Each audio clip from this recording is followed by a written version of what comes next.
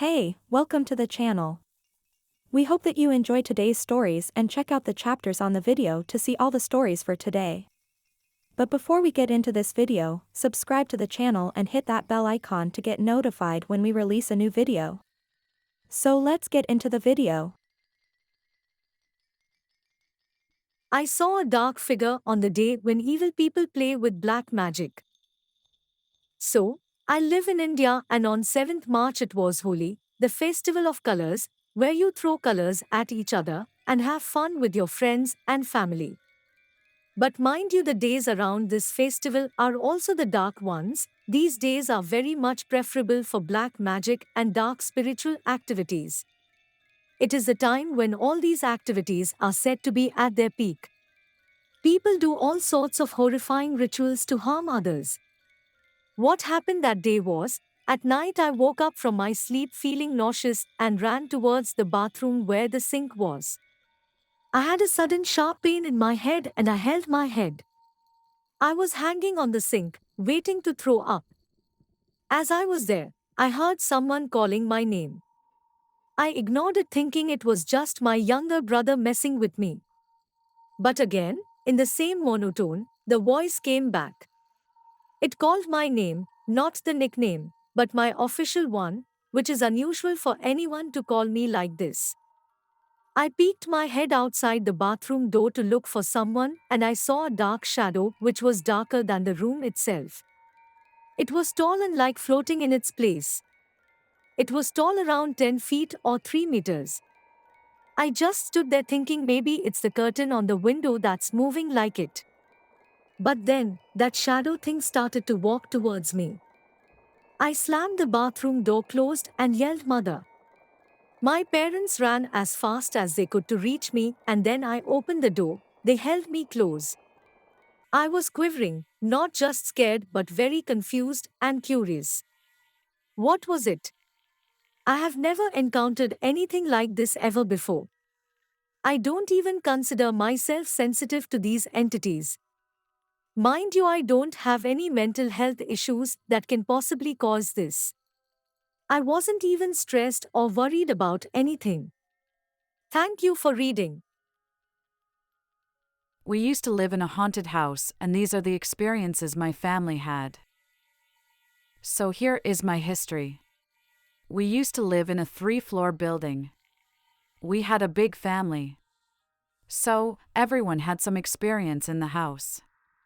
I will start with my experience. My experience is just a short moment experience.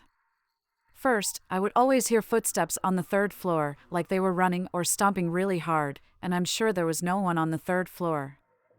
Another one, we had this huge wood block, and I would hear it being dragged. I would hear knock on the window, while in the bathroom would turn off the lights and then turn it on. My brother used to sleep in the guest house kind of separate from the house. He says one time he woke up at 2 or 3 a.m. and saw a baby crawling toward him. He jumped over him and went to the streets until sunrise. My other brother went to my brother's room because he had cables to watch a movie. He tells after finishing watching. He unplugged the TV and left the room. As soon as he left, he would hear the TV playing. My sister said once she saw the wood block being dragged by itself. I never saw it begin dragged by itself, but I would hear it being dragged. My mother says when she is praying, she would always feel like there was someone behind her whispering. Also, we would usually see a black cat roaming in the house even though we kicked her outside multiple times. If you're enjoying today's video about stories of our lives, hit that like button and subscribe to the channel to see more videos like this and more. Now, let's get back to the video. I saw a woman, but I am not sure if she was real. I want to share something paranormal too. So, when I was around 9 to 12, I don't really remember, I was sleeping with my brother. He was maybe 3 or younger or older. We were the only ones in the room, and there was a window just above the headboard. I don't know what came over me, but I woke up in the middle of the night. I don't know the time and I forgot. I lifted up the curtains very little bit by the edges. Again, I had no idea why I was only picking the edges like I was a peeping Tom. The room was on the ground floor, and our property consisted of a forest behind the house. And my window had a direct view of it. So, as I picked up the edges of the curtain, I saw a lady, in a white Indian sari, her face half burnt, her hair loose, and I couldn't see her feet. Again, I had no idea what I was doing. It was pure instinct or something else. I calmly stared at her. She wasn't looking at me specifically, but somewhere around me. Maybe that was the reason why I was only peeking? Anyways, after that, I calmly let down the curtains and fell asleep like I saw nothing. I didn't even register what I was seeing. I had seen stuff like that many times and never really thought to tell my parents about it. I don't know, it's not like they could do something about it, and I, unconsciously, really didn't trust my life with them unless they were driving. I told my mom a few months ago and she went quiet as I described the face of the lady and how I am used to seeing shadows in our house, or when I'm alone or when they are all asleep and I somehow wake up and feel something. She told me that she usually sees them not often as me and not in those details. I see them, feel them, and hear them sometimes, like the wind when they move from one place to another near me. I'm still an atheist and still don't believe in God, and I don't think I'll ever believe in God unless God straight up shows up in front of me. My parents' haunted neighborhood. My parents live in a community in the desert of the southwestern U.S. After graduating college, I spent some time living at their house, going through the misery of unemployment and applying for jobs. Being away from the city, their neighborhood can get really dark at night, especially when there are clouds or no moon. This neighborhood has had some issues with the paranormal.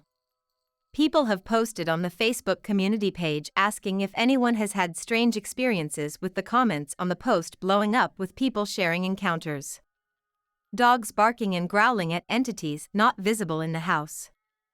Silverware and dishes go missing over time only to later find it mysteriously in their attic.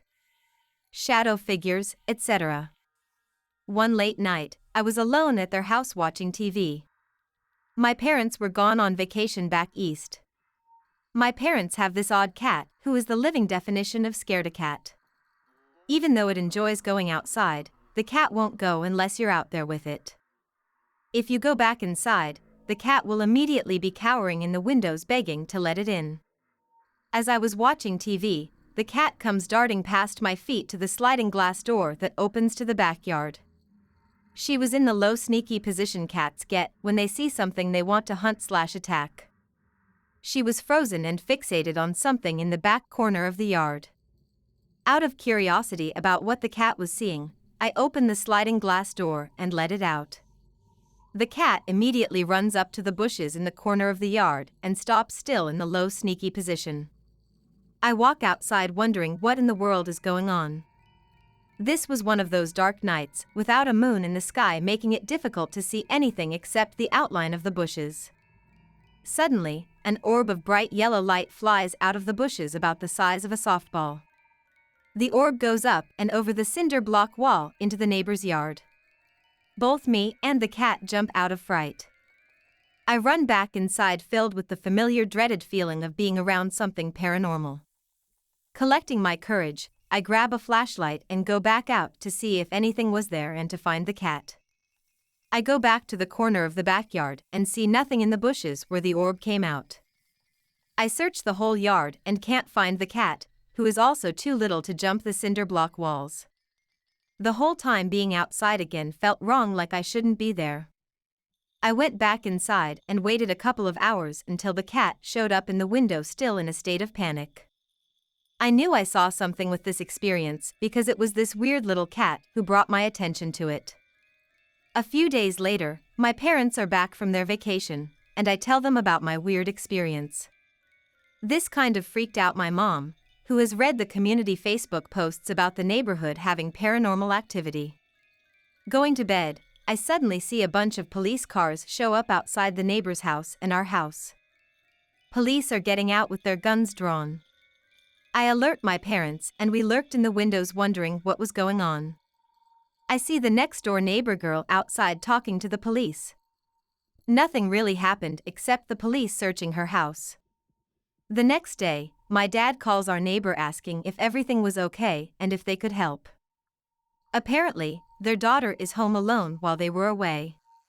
She was walking in the hallway when she sees this black shadowy figure in the house at the end of the hallway.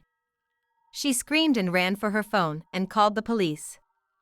The police searched the house and the surrounding area but found nobody or any evidence of a break-in. This was the neighbor's house. The orb flew into the yard a few nights prior. My mother tried to possess me. But there is a problem.